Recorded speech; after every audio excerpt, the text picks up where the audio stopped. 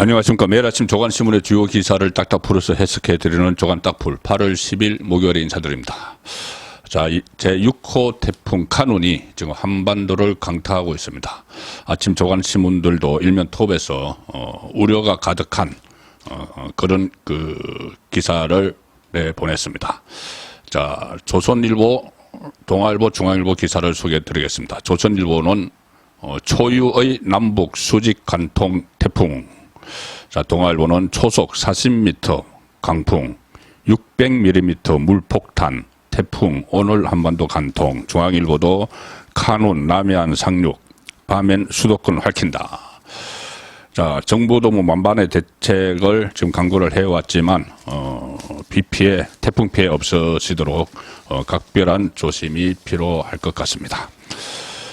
자, 오늘 정치면 소식 중에서 가장 눈에 띄는 기사는 동아일보가, 기사는 이 동아일보가 단독으로 보도한 기사고, 지금 아침에 후속 기사들이 계속 나오고 있습니다. 동아일보 사해면, 하단 기사입니다. 검찰 백현동 의혹, 이재명 출석 통보. 자, 드디어 이재명에게 출석이 통보가 됐습니다. 피의자 신분인데, 출석을 하면은 대선 이후 무려 4번째, 지금 제1야당 대표가 조사를 받는 상황입니다. 백현동 개발사업 특혜 의혹을 수사하는 검찰이 당시 경기도 성남시장으로서 최종 인허가권자였던 민주당 이재명 대표에게 조사를 받으라고 통보를 한 것으로 알려졌다. 동아일보 취재를 종합하면은 이 수사는 지금 서울중앙지검에서 하고 있죠. 반부패 수사 일부가 하는데, 최근에 이재명 대표 쪽에 배임 혐의 피의자 신분으로 조사를 받으라고 통보한 것으로 전해졌다. 검찰은 여유 있게 기간을 제시했지만 아직 이 대표 측은 별다른 답변을 하지 않았다. 자, 그런데 동아일보는 어젯밤에 취재한 기사시 이렇게 썼는데, 오늘 아침 JTBC를 비롯해서 일부 언론은 날짜를 적시를 했습니다. 17일이 될 것 같아. 딱 일주일 후죠. 일주일 후 목요일 17일에 아마 이재명이 다시 포트라인에서는, 자, 그런 상황이 될 가능성이 높습니다. 이재명이 검찰에 나오면은 작년 대선 이후 4번째 검찰 조사를 받게 되는데, 그때 한 달 사이에 3번의 조사를 그때 받았었죠. 성남FC 후원금 의혹으로 1번, 대장동 개발 사업 특혜 의혹으로 2번 검찰에 출석을 했었습니다.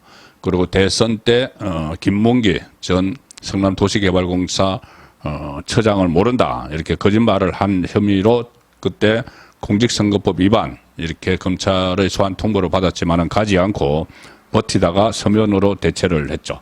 자, 이 사건은 지금 선거법 위반 사건은 재판 중입니다. 혐의는 이런 겁니다. 2014년, 2017년 경기도 성남시 백현동 옛 한국식품연구원 부지의 아파트 건설 인허가 과정에서 민간업체가 과도한 특혜를 얻었다는 의혹에 대해 수사를 검찰이 해왔는데, 과도한 특혜, 무려 3천억 원의 이익을 냈죠. 민간업자들이. 이 과정에서 김인섭 전 한국하우징 기술 대표, 이 사람은 수감 중인데, 이재명의 핵심 척건입니다. 이재명이 성남시장 선거에 나갔을 때 선대본부장을 했고, 성남에서 일식집을 운영을 하면서 이 브로커 역할, 그러니까는 대관 업무, 이 성남시에 어떤 민원 같은 것을 해결해주고, 이재명과의 친분을 바탕으로, 원래 이 김인섭은 본인이 이재명을 이 성남시장 시켰다는 이런 이야기까지 하는 사람입니다. 본인이 이 민주당에 영향력이 있어서 이재명에게 성남시장 공천을 주도록 했다, 이렇게 이야기할 정도로 이재명에게 막강한 영향력을 끼칠 수 있는 사람이죠. 그래서 이 김인섭에게 개발업자 정바울 씨가 김인섭에게 70억 원 가량을 돈을 주면서 이 편의를 봐달라고 부탁을 한 그 사건이죠. 그래서 이 백현동 민간 사업자 요구를 이재명의 척건, 그러니까 김인섭이 정바울의 요구를 이재명의 척건인 정진상 전 민주당 대표실 정무실장에게 전달을 했다. 그리고 그 위에는 이재명이 있다. 그래서 이미 정진상은 지난달에 피의자 신분으로 불러 조사를 했고, 이번에 17일 날 이재명을 부르는 겁니다. 일단 부르는 것은 배임 이렇게 하지만은 관리자의 책임을 묻겠다는 거죠. 성남시정 관리자의. 그런데 이 과정에서 뇌물죄가 지금 적용이 될 수가 있습니다. 정바울, 이 개발업자 정바울이 검찰에서 그런 진술을 한 것으로 지금 보도가 됐었죠. 뭐냐면은 김인섭, 이 브로커 김인섭이 자기에게 200억 원을 달라고 하더라. 특혜를 주는 대신. 그중에서 100억 원은 김인섭 자기 거고 나머지 100억 원은 이재명과 정진상에게 줘야 된다. 두 사람에게 줘야 된다. 이렇게 이야기를 했다는 그런 그 진술 내용도 있기 때문에 이 부분도 지금 수사 대상이 지금 되고 있습니다.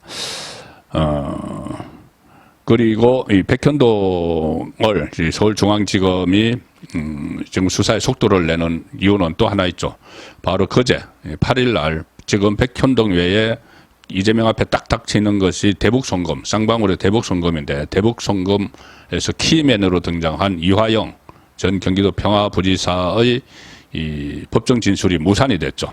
그때 김형태 민변 변호사라는 김형태가 법정을 난장판으로 만들면서 결국 진술이 무산이 됐습니다. 그래서 이것은 이재명 쪽의 전략이죠.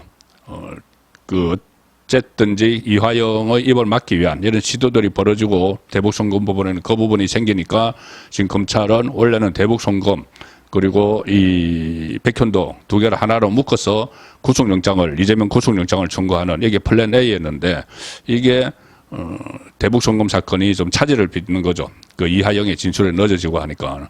그래서 플랜 B로 일단 분리해서 백현동을 먼저 구속영장을 청구하기 위해서 이재명을 소환을 하는 단계다. 자, 그렇게 볼 수가 있습니다. 그러니까 검찰의 플랜 B가 어제 제가 말씀드렸던 플랜 B가 바로 즉각 가동됐다. 이렇게 볼 수 있는 사안입니다.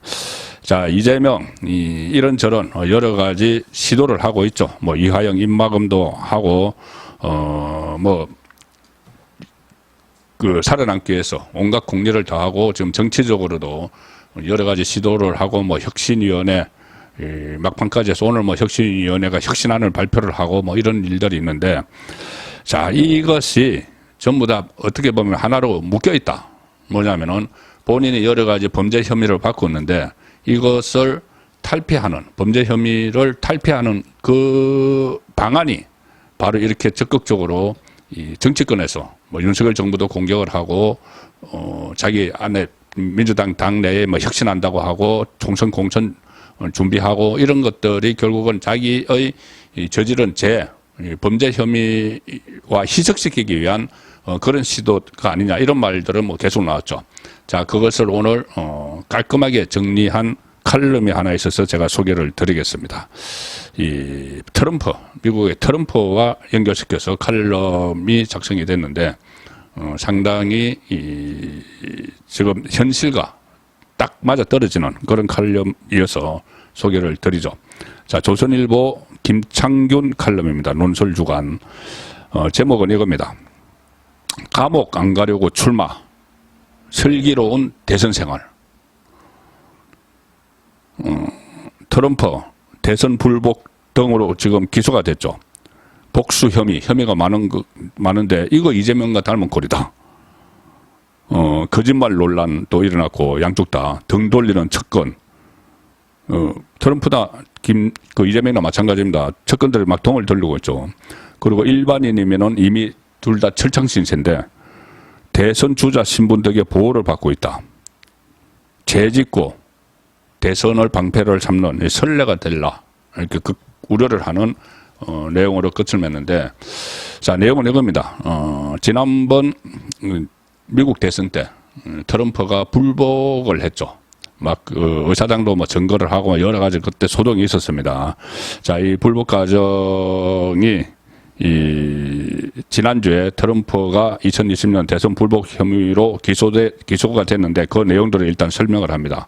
그리고 이런 상황들이 불복 과정이 우리나라의 자유당 시절 부정선거를 떠올리게 한다. 표 바꿔치기, 폭력배 동원 이 극성이었다는 자유당 시절 부정선거를 떠올리게 하는데 자, 미국 전직 대통령 사상 처음으로 형사 피고인 딱지가 붙은 게 벌써 세 번째다. 대선 불복, 이번에 대선 불복까지 트럼프가 세 번째 형사 피고인 딱지가 붙었습니다. 포르노 배우에게 성관계 입막 음용 13만 달러를 준 혐의 지난 4월에 기소됐죠. 그리고 6월에는 대통령직에서 물러나면서 핵 프로그램을 비롯한 국가 기밀 정보를 사저 자기 집으로 유출한 혐의 이렇게 기소가 됐습니다. 자, 트럼프가 기소된 이 사건들에 대한 재판은 내년부터 본격적으로 시작이 됩니다. 자, 그런데 공화당 예비선거, 트럼프가 출마한 공화당 예비선거도 내년 1월 15일 아이오와 코커스에서 시동이 걸립니다. 그래서 트럼프는 이 법원, 선거 현장 양쪽을 오가면서 빡빡한 일정을 보내야 한다. 세 혐의 모두, 트럼프가 받는 세 혐의 모두 이 최종 재판 결과는 2024년 11월 5일 대선 본선 전까지 나오기 어렵다. 이 상태에서 대선까지 간다는 거죠, 트럼프가. 트럼프는 공화당 대선 주자들 사이에서 지금 압도적인 선두를 달리고 있고 바이든과의 재대결 여론조사 결과도 비등비등합니다. 43대 43 가상 대결에서 그렇게 나오죠. 그래서 만일 트럼프가 대통령이 되면 자기 혐의를 셀프 사면할 수 있는 법적 권한이 생기고 트럼프도 그렇게 하겠다고 공언을 하고 있죠. 자, 그런데 트럼프가 처한 상황이 이재명과 많이 닮았다. 두 사람 모두 지난 대선에서 박빙격차로 패배를 했죠. 그리고 다음 대선에서 재도전을 노리고 있습니다. 트럼프와 이재명. 이재명은 공직선거법 위반, 대장동 개발 비리 의혹으로 기소가 돼 있고 쌍방울 불법 대북 송금과 백현동 및 정자동 특혜 개발 의혹으로 수사선상에 올라 있습니다. 한국과 미국에서 대통령이 되겠다는 두 사람이 거짓말 혐의로 재판을 받고 있다는 점도 특히 눈에 띈다. 이재명은 허위사실 공표, 지난 공직선거법으로 지금 그 재판을 받고 있죠. 자, 트럼프도 마찬가지입니다. 자, 그래서 또 하나 닮은 점이 있습니다. 트럼프와 이재명. 뭐냐면 참모들 이야기인데 트럼프는 자신이 패배한 대선을 뒤집으려는 무리한 시도로 인해서 참모와 측근 대부분이 등을 돌렸습니다. 그런데 트럼프가 지난 대선을 도둑맞았다는 주장에 여전히 동조하는 6명이 공범자로 남아있다. 6명은 그대로 남아있다.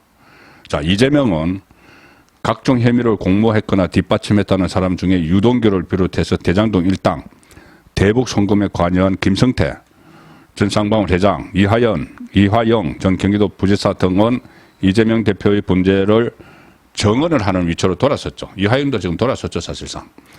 그런데 그 과정에서 몇몇은 괴로움을 못 견디고 극단적 선택까지 했습니다. 그런데 김용가, 정진상 두 사람만이 이재명의 마지막 방패로 남아있다. 트럼프에게는 6명, 이재명에게는 2명, 나머지는 다 돌아섰다. 이 상황도 유사하죠. 자, 지금부터 결론이 나옵니다. 그러면 이렇게 막다른 골목에 몰렸는데 트럼프와 이재명이 이 상황에서까지 정치를 계속하는 이유가 뭘까?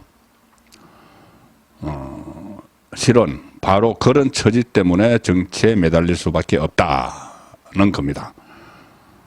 실제 이재명 같은 경우에 대선 패배 직후에 국회의원 재보궐선거를 막 치르고 당대표 경선에 출마해서 이런 정치 행위를 하지 않았다면은 구속심사를 면키 어려울 것이다.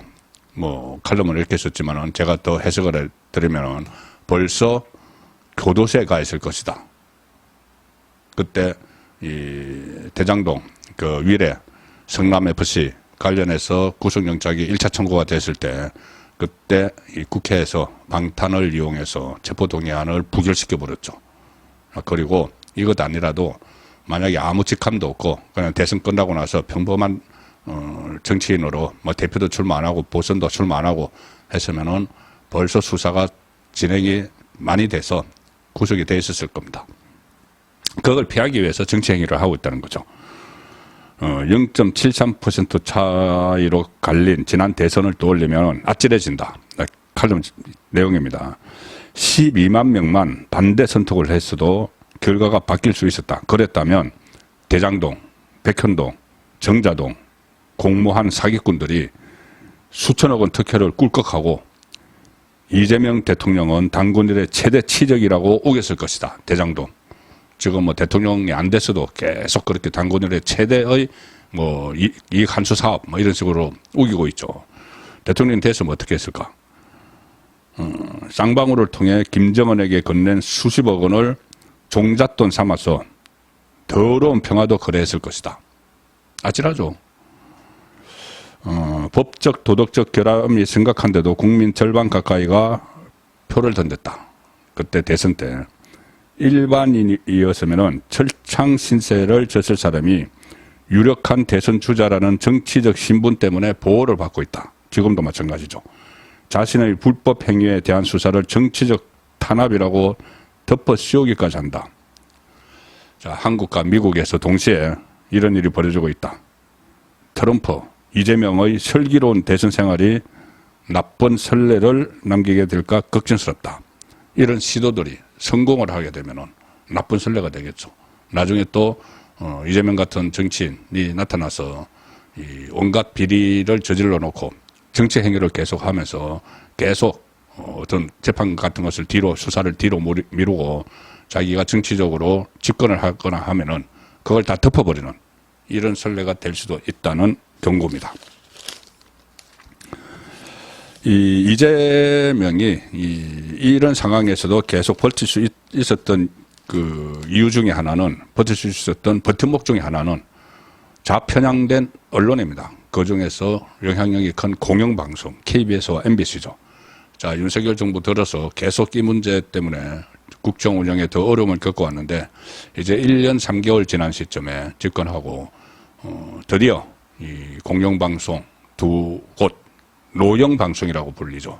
노조가 장악한 이 KBS, MBC 정상화 작업을 시작을 합니다. 동아일보 정치면 기사입니다. 방통위가 서기석 KBS 이사 추천, 차기한 MBC 박문진 이사 임명, 편파 방만 경영 논란, 공영방송 변화 시동. 자, 이 KBS 이사로는 서기석 전 헌법재판소 재판관을 추천을 했는데 정통 법관 출신의 원칙주의자입니다. 그 다음에 MBC 박문진 방송문화진흥원은 MBC의 인사를 좌지우지하죠. 경영가. MBC는 차기환 박문진 이사를 임명을 했습니다. 서기석 KBS 이사는 추천을 했고 박문진 이사는 임명을 했습니다. 이 차기환 이사는 MBC 재정부터 들여다보겠다 이렇게 이야기했고 각각 두 이사회 이사장으로 유력하게 거론이 됩니다. 지금 이 새로 바뀌는 사람이 서기석 KBS 이사장이 유력하고 차기한 박문진 이사장도 유력합니다. 야권 다수 이사회 정치 구도 바뀔 듯. 야권이 지금 다수, 민주당 쪽이 다수인 이 이사회의 정치적인 구도가 바뀐다는 겁니다. 이 야권이 다수를 차지하고 있는 공영방송 이사회의 정치적 구도 변화도 시작이 됐다. KBS 이사회 같은 경우는 정원은 11명입니다. 그런데 얼마 전에 윤석년 전 이사, 지금 민주당이 추천했던 전 이사가 TV조선 재성인 심사 점수 변경 문제에 연루돼서 해임이 됐죠. 그래서 현재 여권사 야권 6구도인데 이 서 전 재판관이 이 윤석년의 빈자리에 보궐이사로 추천이 됐기 때문에 서 전 재판관의 임명에 더해서 해임 절차가 진행 중인 또 한 사람이 있죠. 그 법인카드 막선 남영진 현재 이사장까지 해임되고 이 자리도 여권 인사가 채우면은 6대5로 구도가 뒤집힙니다. 자, KBS는 그렇게 되고 MBC는 이 차기한 변호사는 최근 자진 사퇴한 임정환 전 박문진 이사의 후임 보궐 이사입니다. 박문진 이사의 정원은 9명인데 차 변호사 임명으로 다시 여야 3대 6이 됐습니다. 여가 아직은 3, 야가 6입니다. 그런데 해임 절차가 진행 중인 야권 권태선 이사장, 김기중 이사가 해임되고 이 자리를 여권 인사가 채울 경우 여야 5대4 구도가 되죠. 그래서 KBS와 MBC 양쪽 모두 지금 여권 사람들이 이사진에 다수 포진을 하게 되면은 경영진을 교체를 할 수가 있죠. 그러면 경영진이 교체되면은 보도 책임자가 교체됩니다. 그럼 보도 책임자가 교체되면은 그 아래 데스크 부장들도 덜 편파적인 좌편향이 되지 않은 사람들로 바뀌고, 그러면 기자들도 그 사람들로 편향되지 않은 기자들을 배치를 하게 되죠. 그러면은 이 기울어진 운동장이 펴질 수 있는 겁니다. 자, 오늘 마지막 소개해 드릴 기사는 김태우 강서구청장으로 있다가 얼마 전에 강서구청장직에서 물러났죠. 그런데 8.15 강복절 특사에 김태우 전 서울 강서구청장이 포함이 됐습니다. 자, 그래서 다시 출마를 할 수 있는 그런 기회가 생겼는데, 조선일보 6면 기사입니다. 공익신고로 5년 순한 김태우 강서구청장 선거 재출마 의지. 이 문재인 정부 블랙리스트, 감찰 무마, 이런 권력형 비리를 폭로를 했죠. 그런데 그 권력형 비리를 저지른 사람들이 유죄 판결을 나오게 했는데, 그때 그 권력형 비리 의혹 35건을 세상에 알린 공익신고자인데, 그 조국 전 청와대 민정수석의 감찰 무마 의혹 같은 내부 비리를 폭로를 했죠. 그리고 여러 가지 유죄가 나왔는데, 그 대신 이 김태우 전 구청장이 폭로한 의혹 35건 중 15건에 대해서 2018년 12월에 임종석 당시 청와대 비서실장이 공무상 비밀 누설 혐의가 있다고 고발을 했습니다. 이 가운데 5건으로 검찰이 기소를 했죠. 자, 그 상황인데 다시 당선된다면은 정치적 복권이 되겠죠. 다시 대출마를 해서 국민의힘은 그동안 이 지역을 보궐선거를 무공천하겠다 이렇게 했는데, 다시 김태우 전 구청장이 복권이 되면은 다시 출마를 검토를 할 수 있는 그런 상황이 됐습니다. 8월 10일 보내드린 조간딱풀이었습니다.